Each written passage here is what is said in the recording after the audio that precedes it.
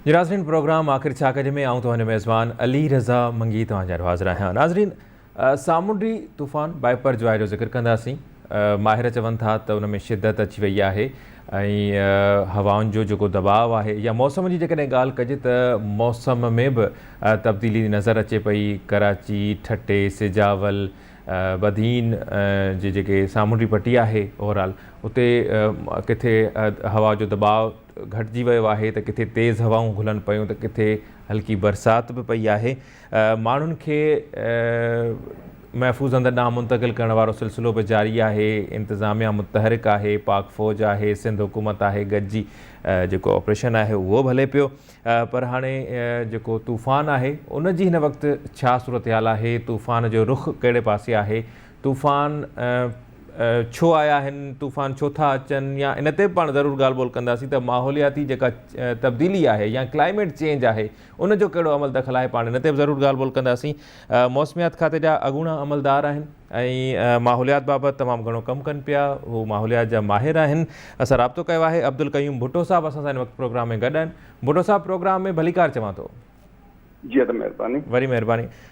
भुट्टो साहब, मुख़्तसिर जेकॾहिं पाण ॻाल्हि कयूं क्लाइमेट चेंज जे हवाले सां त इन क़िस्म जा जेके सामुंडी तूफ़ान आहिनि, पहिरियां बि मुख़्तलिफ़ जेके तूफ़ान ईंदा रहनि था, पोइ उहे ख़लीज बंगाल में या गुजरात जे सां टकराइबा आहिनि। सिंध जी सामुंडी पट्टी या बलोचिस्तान जी जेका सामुंडी पट्टी आहे, ख़ासि तौर ते गवादर वारो जेको पासो आहे, त उते बि ख़दशा ॾेखारिया वेंदा आहिनि। पोइ वरी थींदो ईअं आहे त उहो तूफ़ान टरी वेंदो आहे या उनजा असर जेके थोरा थका नज़र बि ईंदा आहिनि। ऐं हिन दफ़े बि ईअं थियो आहे। हीउ तूफ़ान कीअं पिया ॾिसो ऐं तूफ़ान अचण जा, समुंड में जेके तूफ़ान अचनि था, मुख़्तसिर जेकॾहिं, हूअं त हिकिड़ो वॾो डिबेट आहे, पर जेकॾहिं मुख़्तसिर इन जी पाण ॻाल्हि कयूं त हीउ तूफ़ान कीअं अचनि पिया, या जेकॾहिं इन प्रोग्राम खां पहिरियां मूं थोरी कोशिशि कई त जेको बाइपर जो आहे उहो बंगाली ॿोली मां वरितलु आहे लफ़्ज़ ऐं उनजी माना आहे तबाही। त वधीक अवां इन ते रोशनी विझंदा त तूफ़ान अचण जा बुनियादी कारण कहिड़ा आहिनि ऐं हीउ तूफ़ान अचणु मामूल जो हिसो आहे या ग़ैर मामूली एक्टिविटी आहे समुंड जे अंदरि? जी सर, तव्हां काफ़ी तफ़सील ॿुधाए वियो। थोरो थोरो मां इख़्तिसार सां ॿुधायां थो त हीउ जेको अर्बन सी आहे त उन में असां वटि इहे साइक्लोन जेके ट्रॉपिकल साइक्लोन या समुंडी तूफ़ान चवंदा आहिनि, इहे मामूल आहिनि। जीअं असां वटि हर साल मानसून सीज़न थींदी आहे, बरसातूं थींदियूं आहिनि या गर्मियूं थींदियूं आहिनि या सर्दियूं थींदियूं आहिनि, त इहो हिकिड़ी माहौलियाती हिकिड़ी सीज़नल चेंजिस आहिनि जेके कुदरती आहिनि ऐं हर साल थींदियूं आहिनि। हाणे अरबियन सी में जेके साइक्लोन ठहंदा इन जी बि हिकिड़ी तारीख़ आहे ऐं उन्हनि जे ठहण जो बि हिकिड़ो माहौल थींदो आहे। हाणे हिकु जेको इहा अरबियन सी जी जेको विसिनिटी आहे उन में टेम्परेचर मेन हिकिड़ो इंग्रीडियंट थींदो आहे जेको साइक्लोन ठहण लाइ ज़रूरी हूंदो आहे। टेम्परेचर जेके सी सरफेस टेम्परेचर चवंदा आहियूं ऐं मॉइस्चर अवेलेबल उते हूंदो आहे। इन खां अलावा मथे असां वटि जेकॾहिं आसमान जे तरफ़ जेकॾहिं ॾिठो वञे त उते बि इन्वायरमेंटल कंडीशन्स अहिड़ियूं हूंदियूं आहिनि जेके उनखे इनहेंस कंदियूं आहिनि या उनखे मज़बूत बणाईंदियूं आहिनि। त इहा इन्हनि जी तारीख़ रही आहे कि अरबियन सी में इहो जेको इलाइक़ो आहे इहो पूरो बे ऑफ बंगाल ऐं अरबियन सी इहो नॉर्थ इंडियन ओशन सॾिबो आहे। इन में साइक्लोन पिया ईंदा आहिनि ऐं घणे क़दुरु मानसून खां पहिरियां। हाणे मानसून जॾहिं चऊं था त मानसून माना इहा जुलाई खां सेप्टेंबर ताईं पाकिस्तान में मानसून चवंदा आहिनि। इंडिया में जून खां वठी शुरू थी वेंदी आहे जेके चौमासे चवंदा आहियूं।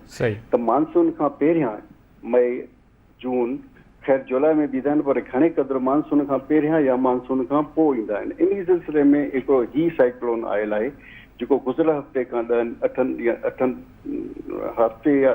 ॾींहं खां कोई शुरू आहे हुते अरबियन सी में।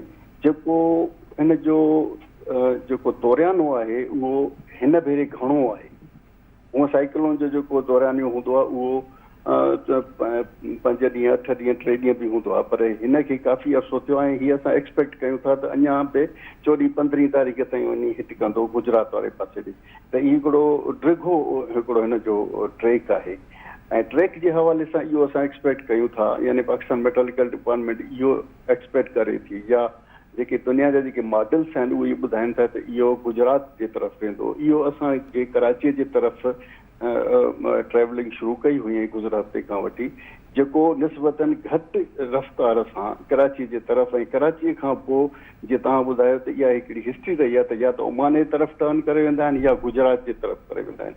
त हाणे गुजरात जे तरफ़ जेकॾहिं हुननि जी मूवमेंट थिए थी त उन में असांजा इलाइक़ा जेके थरपारकर, बदीन, ठट्टो ऐं इवन कराची ताईं इहे शयूं मुतासिर थींदियूं आहिनि। हिन भेरे बि जेको असां गुजरात ॾे हिन खे एक्सपेक्ट कयूं था त उनजे ज़ेरे असर इहे इलाइक़ा जेके आहिनि थरपारकर, बदीन, मीरपुर ख़ासि ऐं ठट्टो, सुजावल, इहे मुतासिर थी सघनि था। सही। अच्छा भुट्टो साहब, इन जा जेके असर आहिनि उहे त ज़ाहिर थी विया आहिनि। गुज़िरियल ॾींहं या हिकु ॾींहुं पहिरियां जी बि जेकॾहिं ॻाल्हि कजे त इहो सर्कुलर हुयो या इहे अख़्तियारनि ऐं माहिरनि इहो चयो हो त जेके ईंदड़ 36 कलाकनि उहे तमामु घणा अहम आहिनि। त हिन वक़्तु ताज़ी छा सूरत हाल आहे? जेको तूफ़ान आहे उन में शिदत जी रिपोर्ट थी आहे त शिदत ॿुधाई वञे पई। अवां वटि कहिड़ा इतलाउ आहिनि? अवां जो सब्जेक्ट आहे, अवां ज़रूरु हिनखे स्टडी बि कयो आहे। त हिन वक़्तु इन तूफ़ान जी कंडीशन कहिड़ी आहे ऐं जेको ॿुधायो पियो वियो त रुख़ ॿ भेरा ई पहिरियां बि तब्दील करे चुको आहे, त छा हाणे बि को अहिड़ी एक्सपेक्टेशन्स आहिनि या हिन वक़्तु जेको ख़तरो आहे या ख़दशा जेके आहिनि सिंधरी सामूंडी पट्टी जे लाइ उहे जेके एक्सपेक्ट कया वञनि पिया, छा उहे घटिया आहिनि या उहे वधिया आहिनि? दरअसल इहो थींदो आहे साईं त जेको इहो हिकिड़ो नॉर्मल जेको साइक्लोन थींदो आहे उनजो जेको ट्रेवलिंग थींदी आहे, उनजो जेको पाथ थींदो आहे, उन में जेकॾहिं नॉर्मली हले थो पियो त उहो आहिस्ते आहिस्ते इंटेंसिटी गेन कंदो वेंदो आहे, वधाईंदो वेंदो आहे, मज़बूत थींदो वेंदो आहे ऐं हलंदो बि वेंदो आहे ऐं आख़िर वञी डेसिपेट थींदो आहे ऐं ख़तमु थींदो आहे के पोस्ट ते। हिन साइक्लोन में ॿ शयूं हिकिड़ियूं मुख़्तलिफ़ थियूं आहिनि। हिकु त हिन जो ट्रैक जेको आहे सो मटिबियो रहियो आहे। असांजी फोरकास्ट जे हिसाब सां उहो उन ई इन ट्रैक ते न हलियो आहे जिते हुनखे एक्सपेक्टेड हुयो। ॿियो हिन जी इंटेंसिटी छा थींदो आहे जॾहिं कंहिं जॻह ते रुकिजी वेंदो आहे, यानी स्टेशनरी हुनखे चवंदा आहिनि, त उहो साइक्लोन जेकॾहिं कंहिं जाइ ते स्टेशनरी आहे त उहो उते पियो पंहिंजी इंटेंसिटी वधाईंदो आहे। जेकॾहिं ट्रेवल कंदो अॻिते हलंदो त उनजी इंटेंसिटी घटि थींदी वेंदी। हाणे जीअं असां एक्सपेक्ट कयूं था त इहो नॉर्थ ईस्ट जी तरफ़ यानी हेॾे गुजरात जी तरफ़ जेकॾहिं मूव कंदो त इन में सुभाणे खां वठी थोरी शिदत घटि बि, ऐं मॉडल्स बि इहो था ॿुधाइनि त इन जी शिदत थोरी घटि बि। तंहिंजे बावजूद बि इहो ॾिठो वियो आहे त जॾहिं ही टकराइबो गुजरात जी कोस्ट ऐं रिणा कच्छ जे पासे ॾे त इन जी इंटेंसिटी घटिजी त ज़रूरु, पर पोइ बि का हल्की कान हूंदी। यानी जी हिन हिकु हिन जी कैटेगरीज़ हूंदियूं आहिनि न, त जेकॾहिं हाणे वेरी सीवियर साइक्लोन आहे तॾहिं बि सीवियर साइक्लोन त हूंदो ई हूंदो जेकॾहिं कैटेगरी घटि बि, ऐं उनजा काफ़ी असरात थींदा बदीन में, ठटे में, इवन मीरपुर ख़ासि हैदराबाद ताईं अची सघनि था। ऐं इहो ईअं ग्रेजुअली उन इलाइक़े खां जेतिरो असां हेॾे वेस्ट जे तरफ़ मोटंदासीं त असांजा जेके इलाइक़ा आहिनि उहे घटि मुतासिर थींदा। जीअं हाणे केटी बंदर आहे, बदीन आहे या ठट्टो आहे त उहे आहिस्ते आहिस्ते ग्रेजुअली मुतासिर थींदा, पर केटी बंदर वारा इलाइक़ा, थरपारकर वारा इलाइक़ा ऐं गुजरात वारा इलाइक़ा घणो मुतासिर थींदा। असां जॾहिं घणो मुतासिर जी ॻाल्हि कयूं था हिन जो मक़सदु इहो आहे त उते तेज़ हवाऊं हलंदियूं ऐं तेज़ बरसातूं थी सघनि थियूं, ऐं उतां जा जेके कचा घर आहिनि या जेके फसल आहिनि या बनियूं आहिनि उन्हनि में तबाही अची सघे थी। उन्हनि लाइ ॿुधो आहे त गवर्नमेंट जा काफ़ी एजेंसियूं एक्टिव आहिनि, उन्हनि एवेक्यूशन बि कई आहे ऐं इहो सिलसिलो सॼो सभु अवेयरनेस हले थी पई। सही सही। अच्छा भुट्टो साहब, बरसाति जे हवाले सां आउटलुक कहिड़ो आहे? 100 खां 400 मिलीमीटर बरसाति पवण जो इम्कानु ॿुधायो वञे पियो। इन जे हवाले सां अवां वटि छा इंफॉर्मेशन आहे ऐं अवां कीअं पिया ॾिसो इन शइ खे? जेको आहे इहो त मूंखे अंग अखर कोन्हनि के, बाक़ी जेको गुजरात वारो इलाइक़ो आहे, गुजरात ऐं रणकच्छ वारो इलाइक़ो, उते 200 ताईं 300 ताईं थी सघे थो मुंहिंजे अंदाज़े में। जेको हिन जी इंटेंसिटी आहे, जेके इन जी इंटेंसिटी हू हिट करे थो।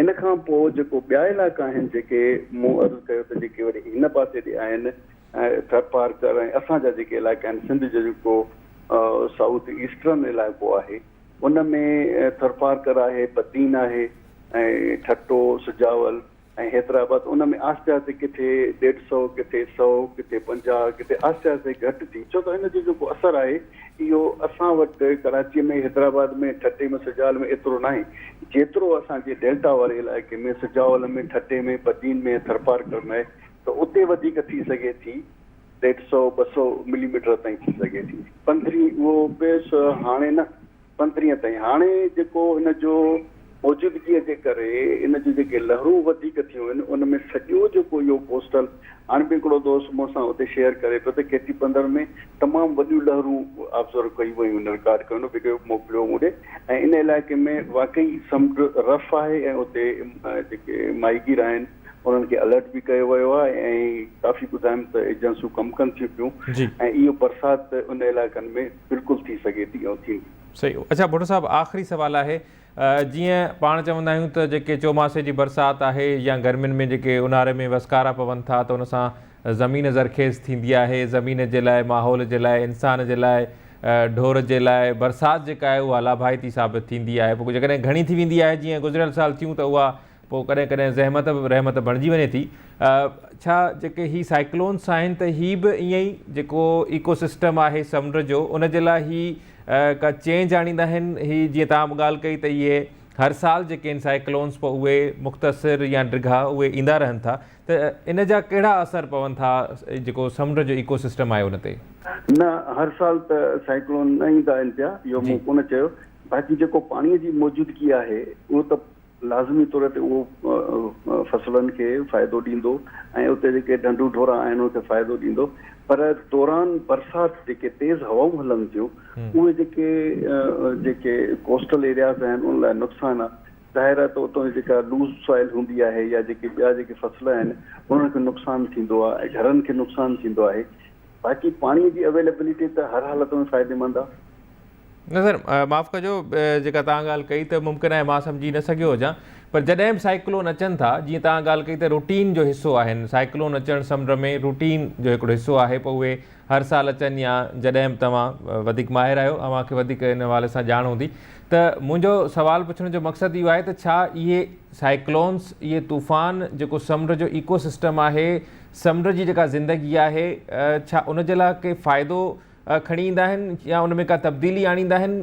इन जे हवाले सां जेकॾहिं मूं कोशिशि कई पियो पुछण जी। समुंड जो जी इकोलॉजी त हिकिड़ी ॿी शइ आहे। बाक़ी जेके असां वटि जेके कोस्टल एरियाज़ आहिनि जी, असां त उन्हनि जी इकोलॉजी यानी जेकॾहिं डेल्टा में पाणीअ जी अवेलेबिलिटी आहे, जेकॾहिं इन दरिया ॾांहुं पाणी अचे थो तॾहिं बि ठीकु आहे। जेकॾहिं बरसातूं उन इलाइक़े में, हाणे ॾिसो मानसून शुरू कान थी आहे, मानसून जी बरसातूं कोन्हनि, उनजो पाणी कोन्हे को, पर जेकॾहिं साइक्लोन जेकॾहिं उते बरसाति साइक्लोन जे करे अचे थी उते पाणी अवेलेबल आहे त बिल्कुलु पोख खे फसलनि खे फ़ाइदो ॾींदो ज़रूरु। ठीकु सी, बिल्कुलु सर, वॾी महिरबानी। डॉक्टर अब्दुल कयूम भुट्टो साहब, तव्हां बहितर अंदाज़ में सभु शयूं सुठे तरीक़े सां ॿुधायूं। उमेदु कयां थो त असांजे नाज़रीन खे, मूं समेत असांजे नाज़रीन खे खोड़ शयूं बहितर तरीक़े सां सम्झ में आयूं हूंदियूं। नाज़रीन, प्रोग्राम जारी आहे, पाण साइक्लोन जो ज़िक्र कंदासीं, इंतिज़ामी हवाले सां ज़रूरु ॻाल्हि ॿोल कंदासीं ब्रेक खां पोइ।